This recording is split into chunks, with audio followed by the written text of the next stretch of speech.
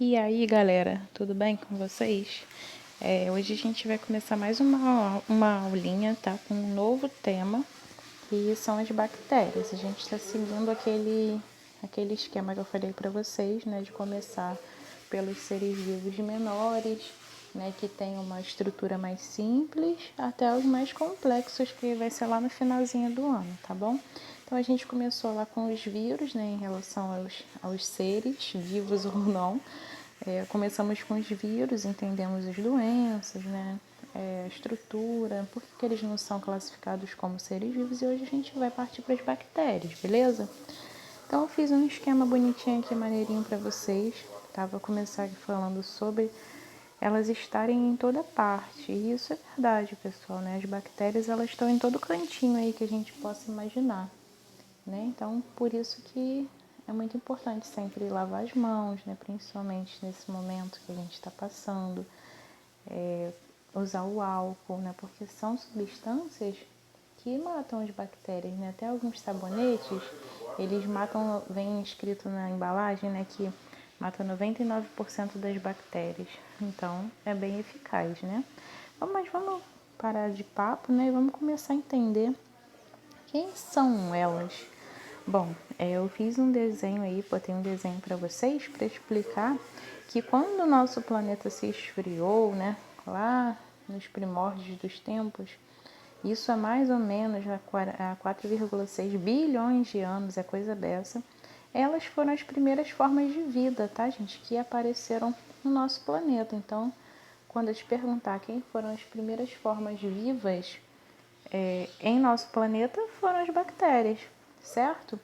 Eu vou explicar um pouquinho dessa história para vocês, tá? Elas foram os primeiros seres vivos e elas são importantes, pessoal, porque elas são responsáveis pelo ar que a gente respira hoje.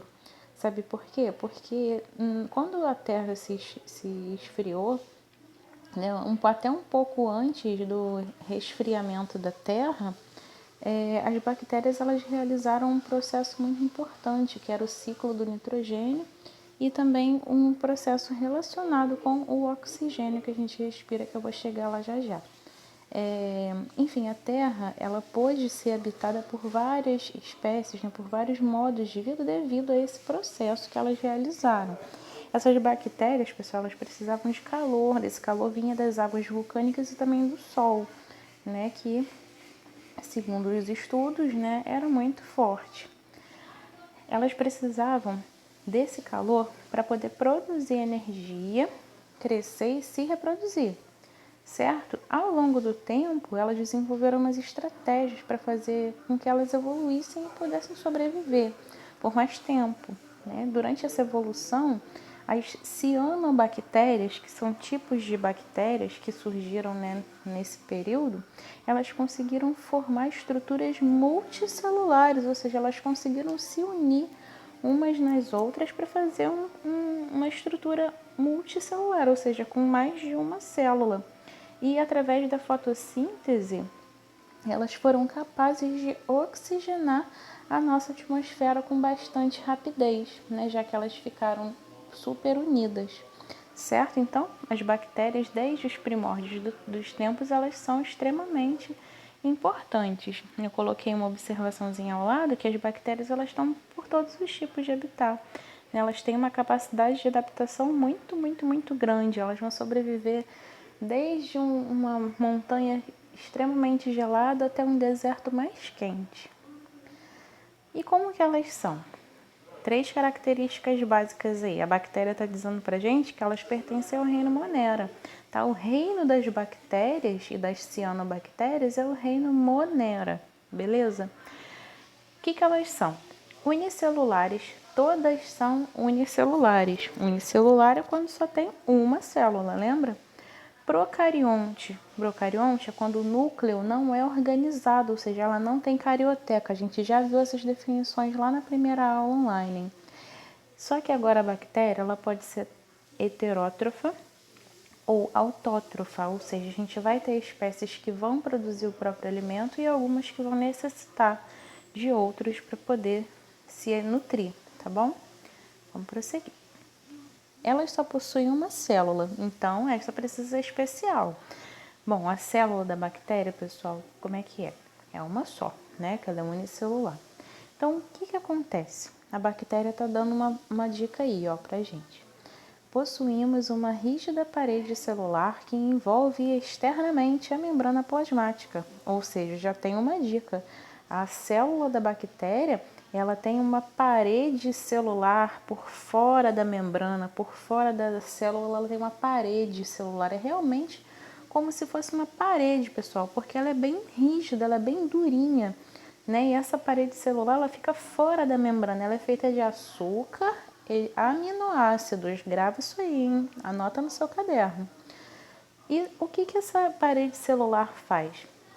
Bom, como a bactéria ela é feita de uma célula só, pessoal, se essa célula é destruída, a bactéria também vai embora, né? Ela também morre.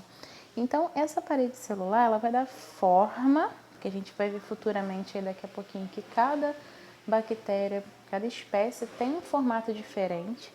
E além de dar forma, a parede celular também fornece proteção. Sabe quando a gente está doente, que às vezes tem que tomar antibiótico, aquele comprimido grandão? O antibiótico, ele tem uma capacidade de destruir a parede celular da bactéria. Interessante, né? Algumas bactérias, elas são conhecidas como superbactérias, porque os antibióticos, elas acabam evoluindo, né? Os antibióticos, alguns não fazem mais efeito nelas. Então, essa parede celular, ela acaba se unindo aos componentes de um antibiótico. Muito interessante, né? Vamos pro próximo? Além disso, ó, ela tá lembrando aí que elas têm DNA. Não é porque ela tem uma célula só que ela vai ser uma célula michuruca, né, pessoal? Ela vai ser uma célula bacana. Então, ela tem que ter DNA. Para ela ter DNA, ela tem que ter o quê? Ela tem que ter núcleo? Nem sempre. Lembra que eu falei que ela é procarionte? Quando é procarionte é porque não tem carioteca em volta do núcleo. A bactéria, ela é muito interessante. O que acontece? O DNA, que é o material genético dela, que vai dar origem a outras iguais a ela ou diferentes, que a gente vai ver já já, é um DNA circular, ou seja, um fiozinho só, como se fosse um fiozinho de macarrão. Um fiozinho só e ele fica enroladinho, né? A gente chama de DNA circular, porque ele vai ficar enrolado ali, emaranhadinho no meio da bactéria. Sem carioteca em volta do núcleo para segurar tudo no lugar, tá? Ele é um filamento único, certo? Lembra disso. Anota aí, pessoal.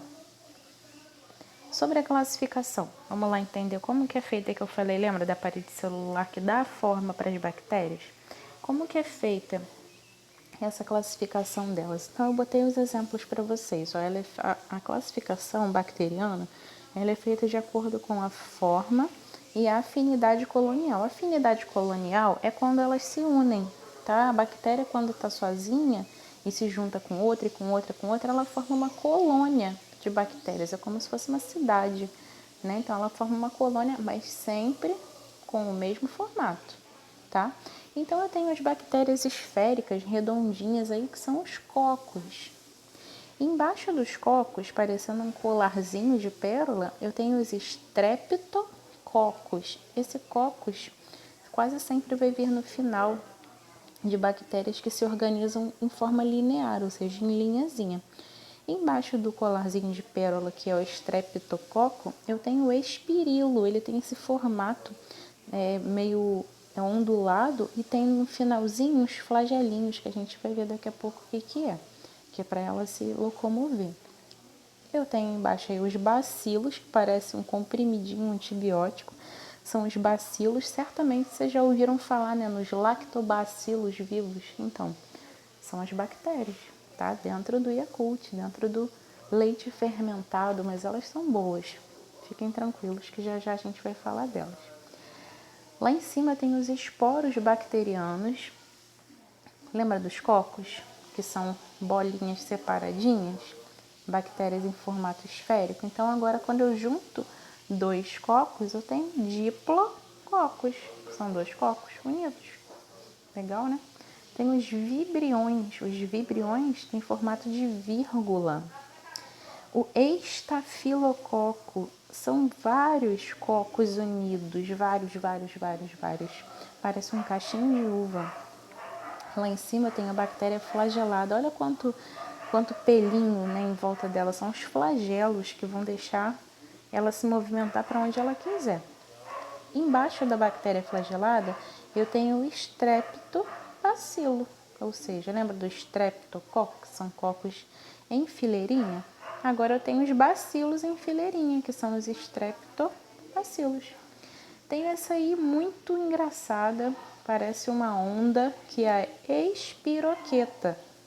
Embaixo dela eu tenho a sarcina. A sarcina, ela faz um formato quadradinho, né? São os cocos unidos que vão fazer um formato de dado. E os bacilos unidinhos, 2 bacilos, são os diplobacilos, certo? Não é difícil o nome não, pessoal.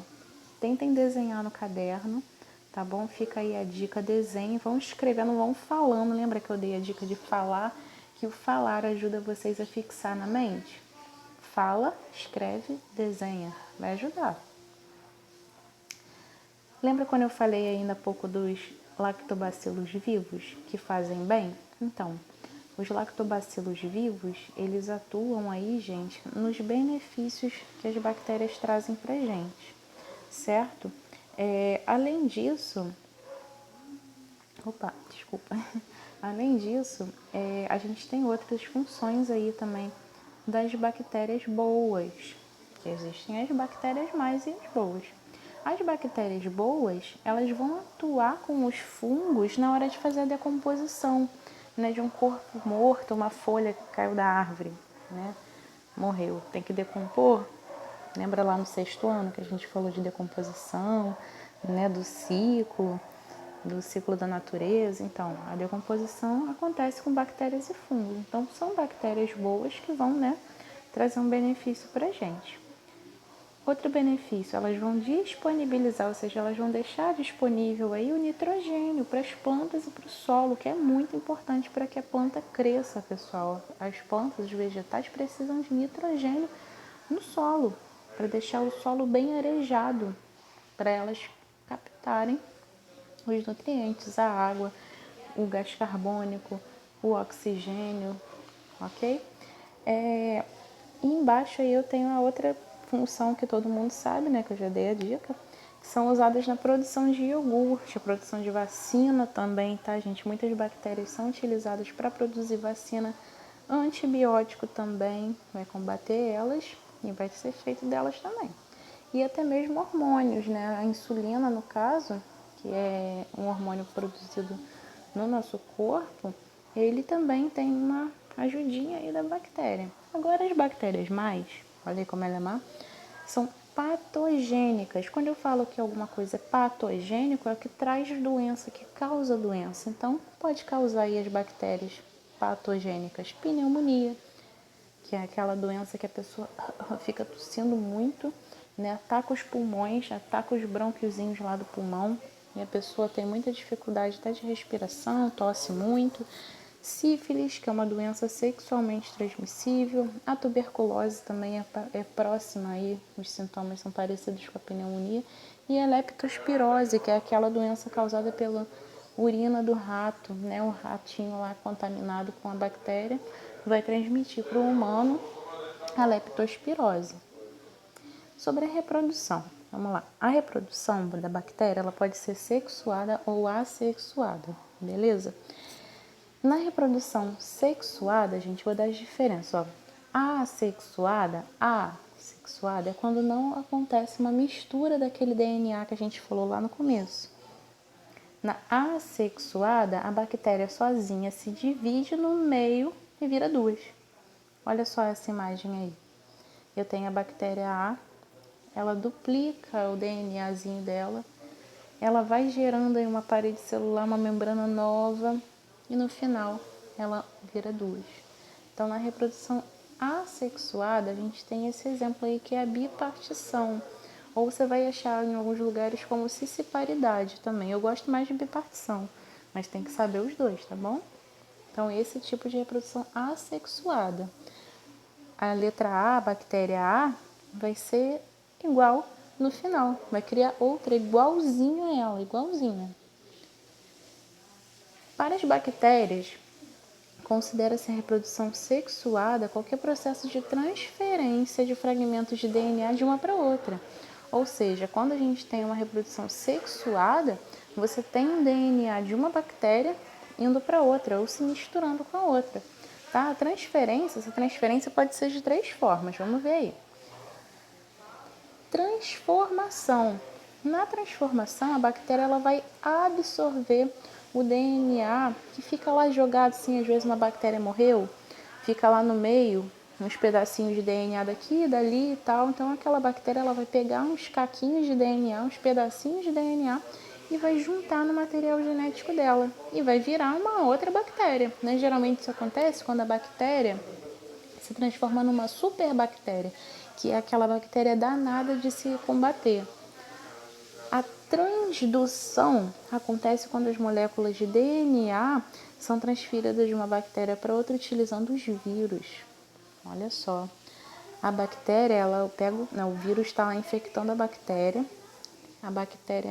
deixa o material genético dela ser introduzido no vírus, o vírus vai infectar outra bactéria e vai jogar o material genético que a bactéria esperta deixou dentro do vírus e vai formar uma nova bactéria também, tá? Com mistura de DNA. Então a transdução é quando o DNA é levado através de um vírus para uma outra bactéria. E o último exemplo é a conjugação, que são os pedacinhos de DNA que passam de uma bactéria para outra. Né? No caso, tem uma doadora e uma receptora. A doadora é o macho e a receptora é a fêmea. A gente botou entre parênteses, tá? Só para ficar mais fácil de ser entendido.